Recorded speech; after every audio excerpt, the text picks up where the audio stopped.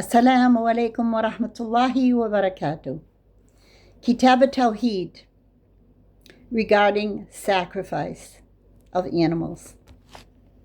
لا يذبح لله بمكان يذبح فيه لغير الله. It means do not sacrifice in a place where anything has been sacrificed to other than Allah. And this is based on part of a verse in Surah At-Tawbah, which says, أعوذ بالله من الشيطان الرجيم بسم الله الرحمن الرحيم لا تقم فيه أبدا. لا تقم فيه أبدا means never stand in such a place. So the author is using that part of that verse and referring it to places of sacrifice. So he begins by saying, هذا الانتقال من المؤلف من أحسن ما يكون. This is the best words that the author could have said in this regard. ففي الباب السابق, in the last chapter, ذكر ذبح لغير الله. We referred to sacrificing to other than Allah. فنفس الفعل لغير الله. وفي هذا الباب ذكر ذبح لله ولكنه في مكان يذبح فيها لغيره. So in this bab we're going to tell you we're referring specifically to the place that the sacrifice is occurring in. كم من يريد أن يضحى لله في مكان يذبح فيه الأصنام. You can't sacrifice where there has been an idol sacrifice. فلا يجور أن يذبح فيه. I'm sorry, فلا يجوز. Can't even see the dots. لأنه موافقة للمشركين. In this case, you're copying mushrikeen, meaning Christians. في ظاهر الحال, in general, that's the meaning. وربما أدخل الشيطان في قلبك النية سيئة. Perhaps the Satan will throw in your heart an evil intention. فتعقد أن ذبح في هذا المكان أفضل, and make you believe that it's better to sacrifice where they sacrifice. وما أشبه ذلك, and other than that, وهذا خطر, and this is wrong. لا تقم فيه. He's reiterating now, don't stand in such a place.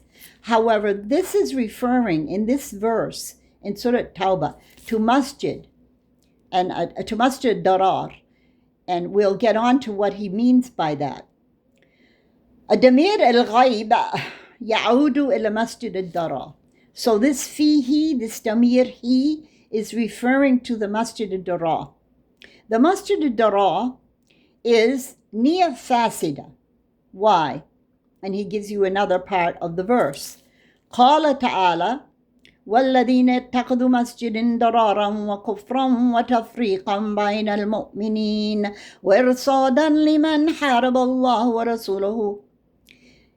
It's referring to a masjid that was built at the time of Prophet Muhammad's early arrival to compete with his masjid. They didn't like him. They wanted him to get out, and they wanted him to be blacklisted, in other words. So they got people of influence and money to build another masjid, and they called it Masjid al-Quba. However, this particular masjid was a deliberate intention to get rid of Prophet Muhammad.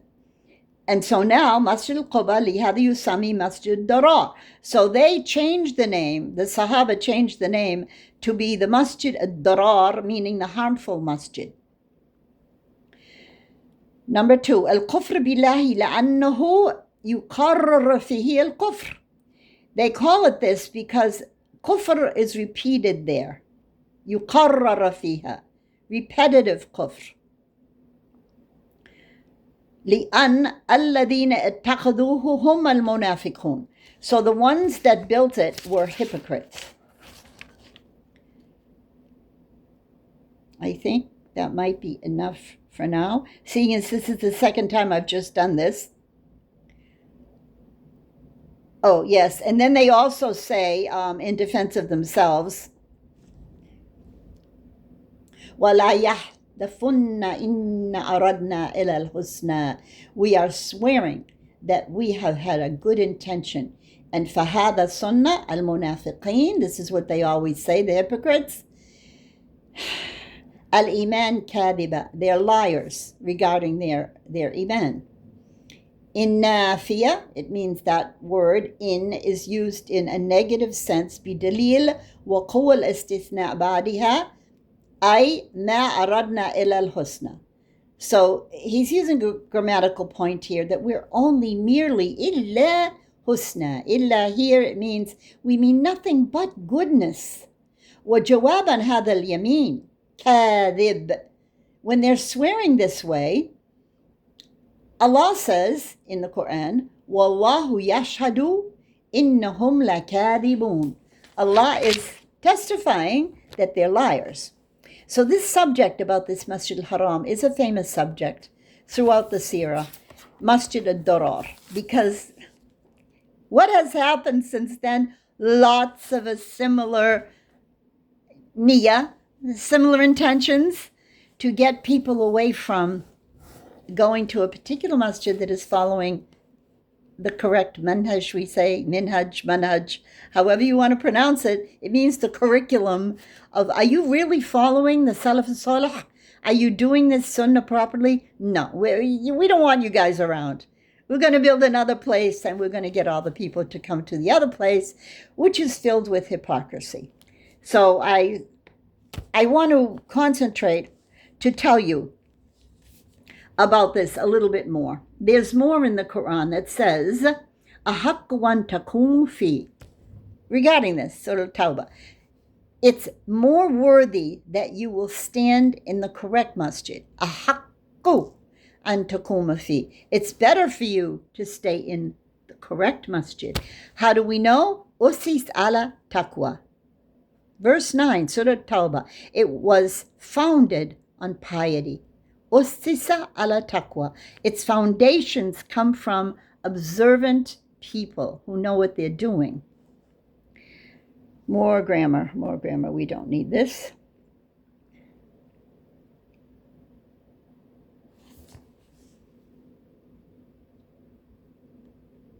Same thing. All right, now we have a hadith, and this is a beautiful hadith.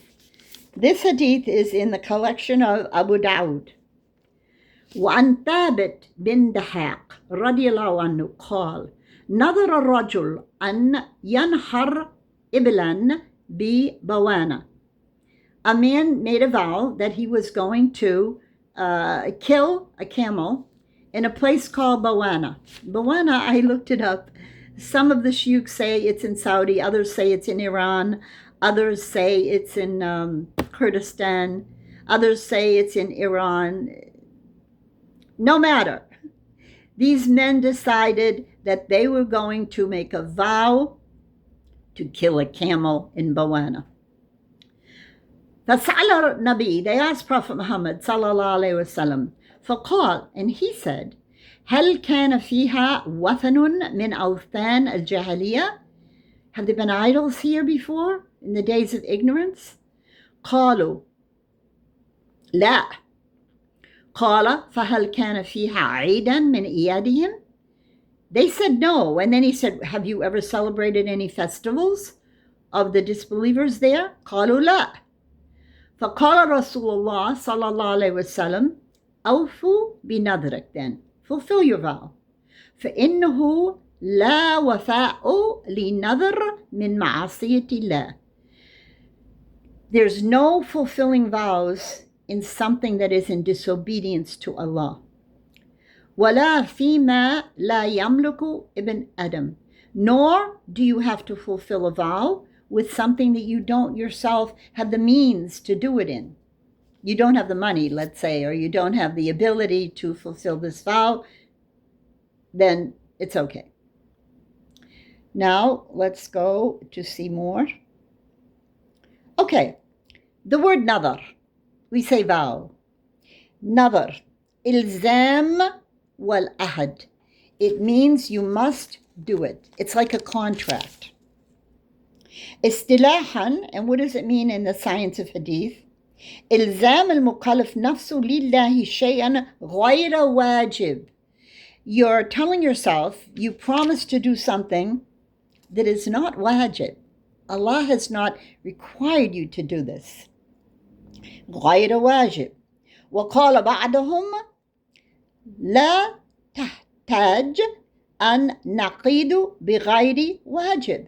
It's not necessarily that you do things that are not required of you. وأنه إذا النظر واجب صح النظر وصار المنظور واجبا من وجهين. So he's saying, how are we going to deal with this now? Are we going to fulfill it or not?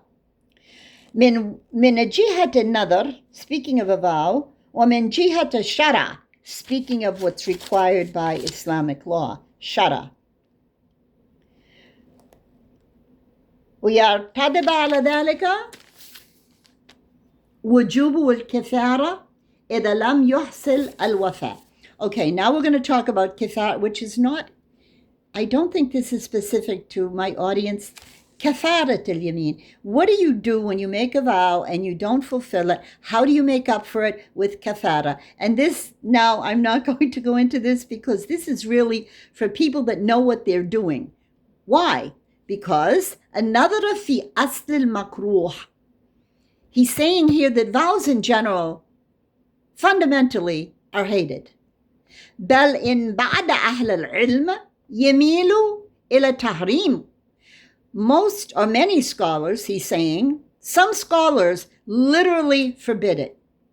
لأن النبي صلى الله عليه وسلم نهوا, because we have a reference that Prophet Muhammad said, لا يأتي بخير, vows bring no good. وإنما يستخرج به من البخل. And this is Hadith Bukhari. He said, all they do is get something out of a cheapskate, we'd say in English. Who does these things? Saying, oh, I'll give you an example. Oh, Allah, if you let me get the money to buy a new car, I swear I'll pray my 5 times a day after I get the car. So what it's doing is, yastakhrij min al-bukhl. The guy is aslan bukhl. He's cheap with Allah. He doesn't want to pray anyway, but he's using this excuse to get a car, and then he'll pray. So you see, this whole subject, it's really to be dealt with by expert Arabs who even get the basic concept. And I think this will be enough for you now to understand what we're dealing with here, because now we've got a lot of grammar. Now here's something important. The word wathan. I like the meanings of the words because they are very important. Al-wathan. كل ما عبد من دون الله. A wathan is an idol that you worship other than Allah. من الشجرة أو هجرة. From trees or stones. We already went over that in the previous chapter. سواء نحت أم لم ينحت. Whether they've been carved or not. وَالصَّنَمْ, which is the other word, يَخْتَصُّ بِمَا صَنَعَهُ الْآدَمِي. This is regarding human beings. So the wathan and the sanam are similar. But if you really want to go deep into the Arabic, you know, I've asked so many people about the sanam and the wathan. The sanam plural asnam, the wathan plural awthan. Let's just say they're idols that shouldn't be worshipped. They're things that are made and constructed deliberately by a satanic whisper. So let's leave it at that because we've got too many details. And they are yu'abad, they are worshipped. The wathan huwa bayan lil waqi'a لأن الأوثان هي التي تعبد من دون الله. Once again, he's saying the same thing. These are idols. And there are so many, you know, Arabic is such a rich language. It's always got so many definitions, so many words. Of course, people don't use them anymore at all. If you ask the average person in the street in the Middle East, what's a sanam, what's a wathan, they will never know. Because of what Allah said. What does Allah say? I keep repeating this to you. In Quran, Allah says most people don't believe, they hate the truth, and they are ungrateful. So they don't seek out this knowledge because they think they're okay without it. And obviously they're not, because they're going around committing sins in so many ways and kind of like blowing it off like it's no big deal. All right, let's get down to something called the ilal. The ilal is something, ayn lam lam, which determines whether something is correct or does it have some holes in it, something not valid. And this has to do with hadith sciences. And when you study the hadith sciences, you study ma'lul, how to find out the holes in the narrative, let's say. Now, we're not going to do this. This is not our purview at all because this is advanced. Although I did study it in Egypt, and it was very interesting once you get into it, but it's very, very complicated. And that's why hadith scholars are usually separate and apart. Seriously, they are, from Quranic scholars. So do you want to deal really mainly in tafsir al-Quran, or do you want to deal mainly in hadith? And that's why there's been a break in the modern eras. In the past, they could do both, because of course they could do much more than we do. So we're talking about here something called ma'asiyat Allah. Ma'asiyah means disobedience to Allah. So this is like your general rule. Don't disobey Allah. So if something has disobedience to Allah in it, just don't do it. But how can you determine what is ma'asiyah? Most people pick and choose of what they think would be ma'asiyah, and they would just ignore what really is the meaning of ma'asiyah. One of the things Allah says here is there is no nadhar fi ma'asiyatillah. You don't have to fulfill any vows that are in disobedience to Allah. So one of the things that happens, this is where they cut me off, by the way. So I have to be careful, because if I say something and I use some country's name, sometimes I've been cut off. What is this? What is this? This is freedom of expression. Free speech? Uh-oh. No, not so much anymore in America. So especially if you think of some certain rulers from some certain countries, it would not be in their best interest to have things clarified.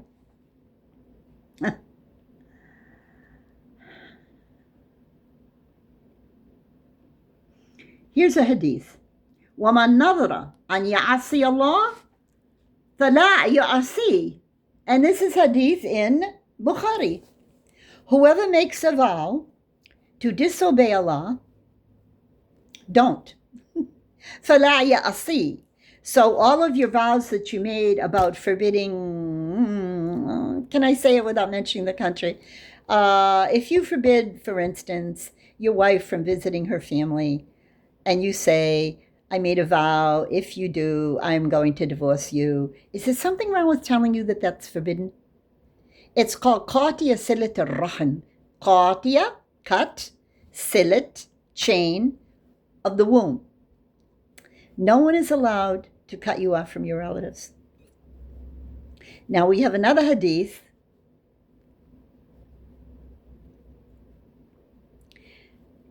لا معصية الخالق. لا طاعة. Do not obey معصية الخالق. There's no obedience to the one who disobeys Allah. That's a sticky wicket that women have only just discovered in the past 20 years, because before everything was obey your husband, obey your husband, obey your husband, obey your husband, obey your husband, obey your husband, obey your husband. But my mom. No. I don't like it when you go to your mom, because every time you come back from your mom, we get in a fight. Well, maybe that's your waswasa. Maybe that's Satan trying to make a division between you and your mother-in-law, or you and your wife, or this is a big problem over there. It's a huge problem over there. Mother-in-laws. We don't have this in America. We don't have this problem with relatives like they do over there. It's incredible, because Satan wants to make them disobey Allah. Silat al-Rahim. Being with your relatives and making sure that you're in contact with your relatives is a command to Allah, from Allah, to you. So you can see here we have a very dire situation. And in America now, people don't even know who their relatives are. I swear they forget who they are. I mean, I have 48 cousins. I've probably seen in the last 20 years 3 of them. That's because I was in Egypt so long. But you get where I'm going here.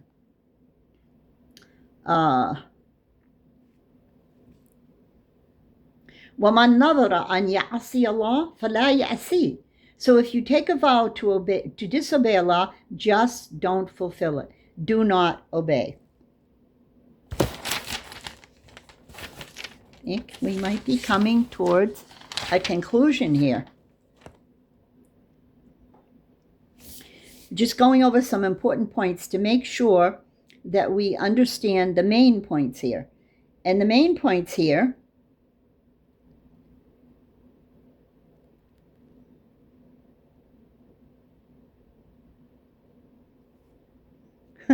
I make some notes here, and sometimes they're important to me, but I don't think that they would be that important to you at the stage that you're in, because I don't think most of you have a lot of background.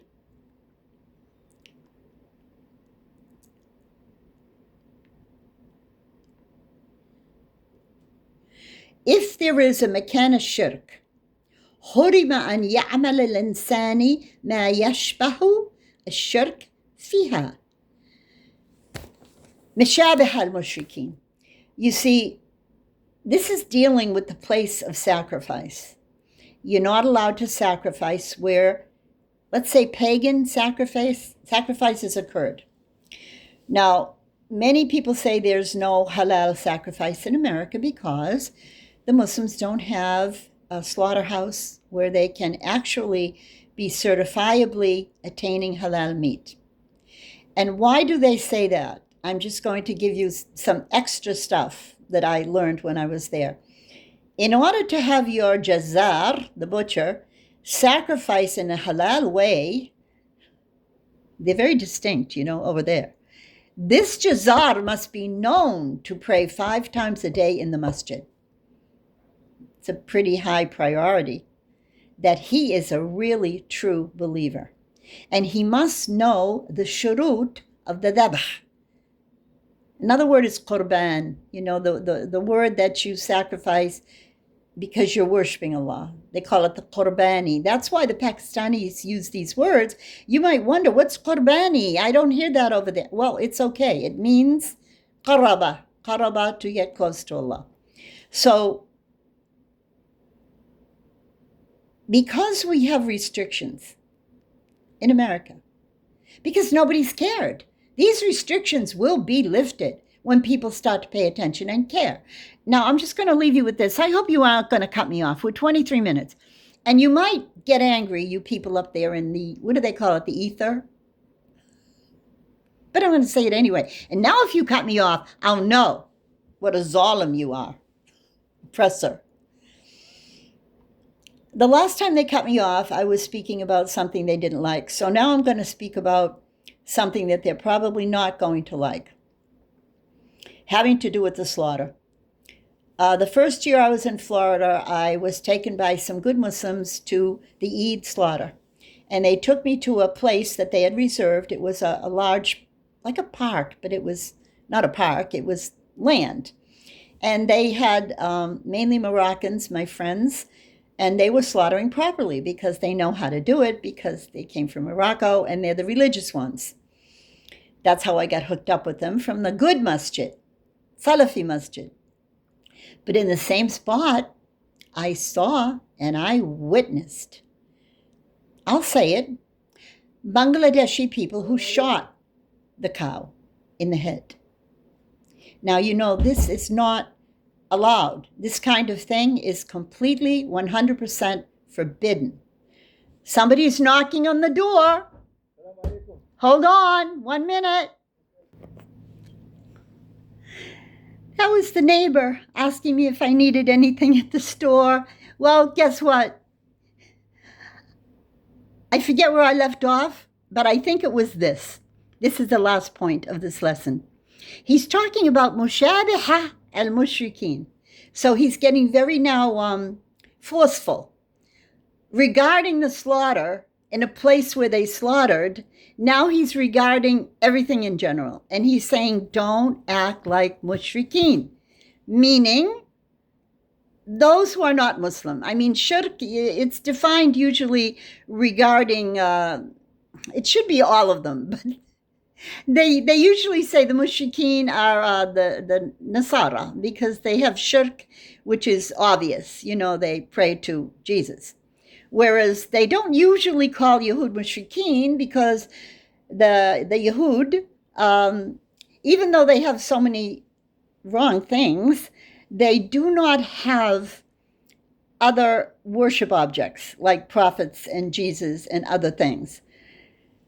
But when I saw that, I said, I think I'm going to end with this, because he's going into a very specific, you can say, mabda. He's saying here, لما كان هذه الأرض مكان شرك حرم أن يعمل الإنسان ما يشبه الشرك فيما مشابه المشركين. He's saying, since we've got so much of shirk in the land now, we want to make sure that nothing we do is resembling mushrikeen. So now I'm going to tell you the thing, and I wrote this had to be 10 years ago. I wrote wigs, because I write things on the side. Do you know that wigs now are so proliferated in this country, you can barely find a woman who doesn't at least own one wig. Now, we all owned them in high school. They were so cheap. You could buy a wig for $7, $8. We'd try it, and it was hot and itchy, and of course we just threw it out. But now, the wig industry is so expert. They make the most beautiful wigs, all sizes, shapes, and colors, and the extensions where you can just pin it, and it looks like your hair is really long, and it can be braided, and of course you can get any length you want, and most people choose blonde, of course. It's just insane. The concept of wigs now is so normal. Now, Muslim women should not even wear them at home. Wigs are not allowed. So, isn't it a mercy that Allah tells us to cover our hair? Because the reason we wanted wigs back in the day was we didn't think our hair was good enough. And we didn't realize that going and buying wigs was so wrong. Well, let me just say, and I don't mean any disrespect to this, but I want to say it because I tell you, I make these things for Americans mainly. We all know Dolly Parton. She's a well-loved country singer. She's been around for 50 years. She's my age. She has a beautiful voice. Not only that, she's a composer. But she was raised in a shack with 12 children in the Appalachian area of Tennessee, the mountains, where people were extremely poor. And then she got married when she was 18, 19 to the same man for they've been married now probably almost 70 years. No, I'm joking, 60 years, because she's my age exactly. And she's become overly famous the past few years because of all the charity work she does. She's true to her same husband. She never had any children, but they agreed that's no problem. But she never is seen with him because he doesn't like her business. He doesn't like the music industry. And he probably doesn't like her clothes because she wears very revealing clothes. And she's had tons of plastic surgery, and she admits it. However, one of the things she does is she has the most beautiful wigs you could ever imagine. And she says openly, I can't be bothered dealing with my hair. It's too much work. So I just have 1,000 wigs. And I just put on the wigs when I'm getting ready. They're all blonde. That's the only wigs she likes. So due to the fact that she is all over YouTube now because that husband, long-suffering husband, has finally died. And I'm thinking about this, how someone so beloved as Dolly Parton, there's no one that doesn't love Dolly Parton because she has a beautiful voice. She's a talented songwriter. And growing up in the worst circumstances, her mom and dad got married when they were 17 and they had 12 children, but they're all fine. And they're alive, and she always shows us her family and her beautiful sisters and brothers. You know, it's not easy growing up in American, let's call it culture, and becoming a Muslim because so many things aren't allowed. I wish I could meet Dolly Parton one day. We're the same age. Maybe we'd get along. But I've been married 3 times. She was true to her first husband. Allah rest his soul. He died a couple of weeks ago. That's all I can say. Assalamu alaikum wa rahmatullahi wa barakatuh.